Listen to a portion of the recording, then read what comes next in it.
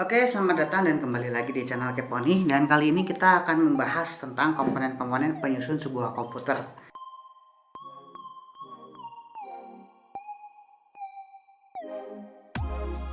Komputer adalah sebuah sistem yang terdiri dari berbagai macam komponen yang bekerja sama, mulai dari prosesor, motherboard, RAM, dan segala macam. Dan kita akan membahas satu persatu komponen apa saja yang diperlukan untuk membangun sebuah komputer. Yang pertama, kita memiliki motherboard. Fungsi dari motherboard adalah sebagai sentral atau sebagai tempat utama meletakkan komponen-komponen utama pada komputer. Yang pertama adalah sebagai tempat meletakkan prosesor. Prosesor adalah otak dari komputer.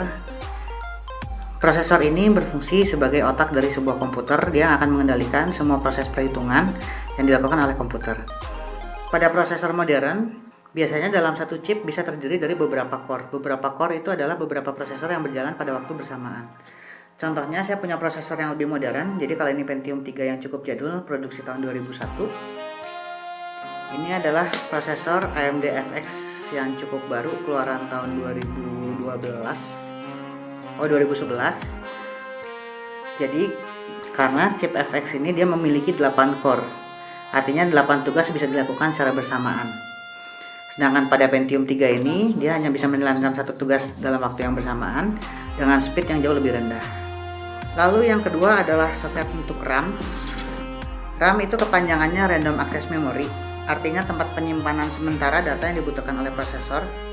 Bentuk RAM seperti ini. Untuk pada RAM laptop, dia lebih pendek. Kalau RAM laptop itu disebut dengan SODIMM, pada komputer disebut DIMM saja. Nah, jenisnya yang sekarang populer adalah DDR, mulai dari DDR1 sampai DDR4. Kalau ini adalah RAM DDR3. Dia akan masuk ke sini.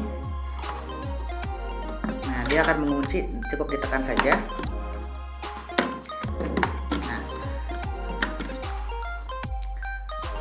ketika kita menemukan board dengan lebih dari 2 slot memori seperti ini, dia akan memiliki warna yang selang-seling. Artinya, board ini memiliki kemampuan dual channel. Jadi kalau kita punya 2 keping RAM, kita pasang di slot yang warnanya sama. Misalnya hitam, satu di sini. Nanti kita punya pasang memori satu lagi di sebelah sini. Nah, seperti ini. Jadi diberi jeda satu slot untuk mengaktifkan mode dual channel. Karena kalau dipasang sebelah-sebelahan, dia akan jadinya single channel. Keuntungan serta kerugian dual channel versus single channel ini akan kita bahas di kemudian hari. Ada yang lebih prefer dual channel, ada yang lebih prefer single channel. Itu yang akan kita bahas sekarang.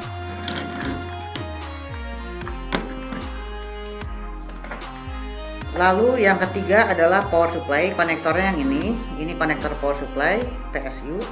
Ini konektor ATX 24 pin. Sedangkan yang di sini adalah konektor yang 8 pin. Perlu dua-duanya dihubungkan untuk menjalankan sebuah komputer. Power supply bentuknya seperti ini, besar, ada fan-nya biasanya, dengan berbagai macam kabel yang ada konektor di sisi satunya. Ini adalah konektor ATX tadi yang 24 pin. Aslinya konektornya 20 pin, tapi ada tambahan ekstra 4 pin. Jadi untuk board-board jenis tertentu yang micro ATX yang hanya menggunakan 20 pin, tidak perlu tambahan yang 4 ini. Tetapi kalau boardnya memerlukan 24 pin, cukup ditempelkan seperti ini. Lalu ada konektor untuk power CPU, yaitu konektor ATX yang 8 pin. Lalu ada konektor SATA, power SATA untuk menghubungkan hard disk atau optical disk drive atau SSD untuk listriknya. Lalu ada satu jenis konektor yang sebenarnya saya paling tidak suka, yaitu konektor Molex atau konektor power yang cukup jadul dari era tahun 90-an mungkin. Ini konektor yang cukup susah dipasang, susah dicabut, dan susah bener nyambungnya. Karena sering sekali masang konektor ini kendor yang akan mengakibatkan komputer menjadi tidak stabil. Tidak seperti konektor SATA yang jauh lebih enak dan jauh lebih rigid. Konektor Molex ini agak cukup tricky karena kalau konektornya nggak bagus, dia pin dalamnya bisa nggak terhubung dengan baik. Ini power supply. Power supply itu dilihat dari wattnya. Nah, contoh ini Simbada 500 watt. Dia akan mengeluarkan beberapa output listrik.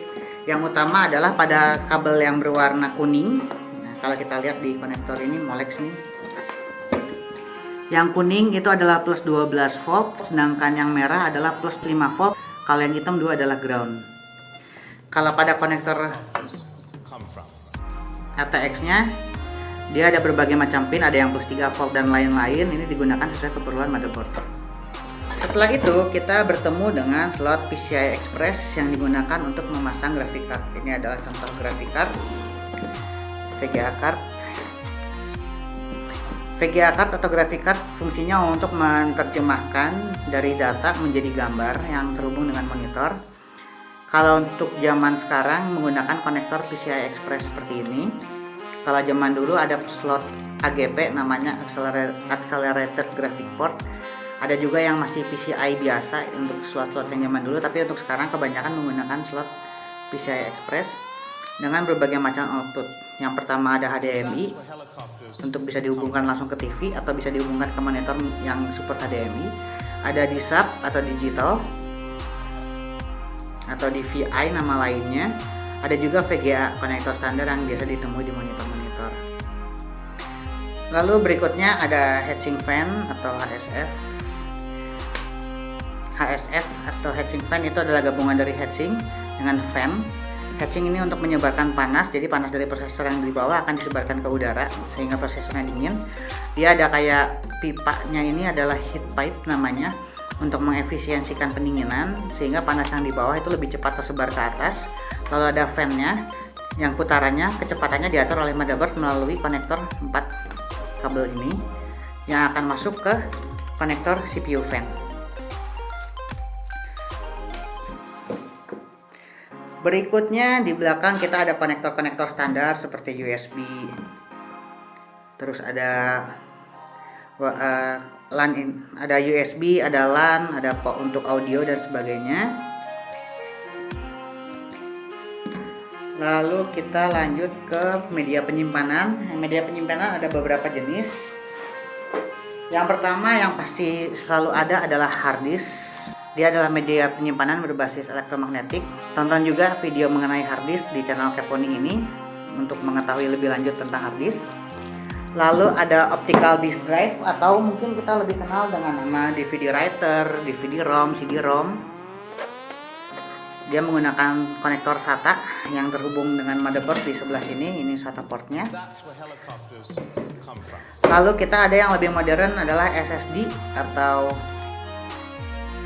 solid state drive. Ini seperti hard disk dengan kapasitas yang lebih kecil tetapi kecepatan yang jauh lebih cepat. Ini berbasiskan pada memori, jadi tidak menggunakan mechanical seperti hard disk lagi.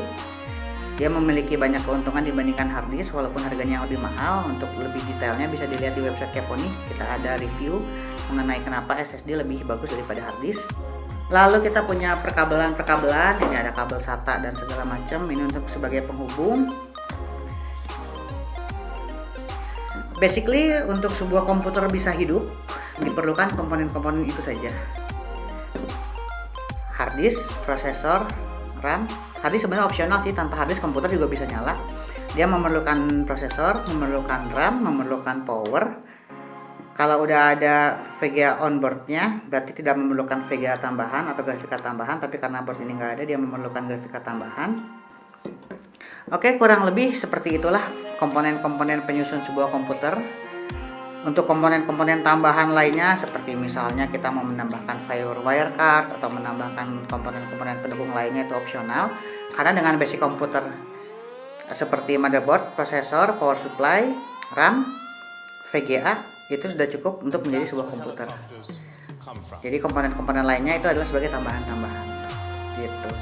Jangan lupa subscribe di channel kami Keponi, dan kalau ada pertanyaan silahkan di kolom komentar kita berdiskusi.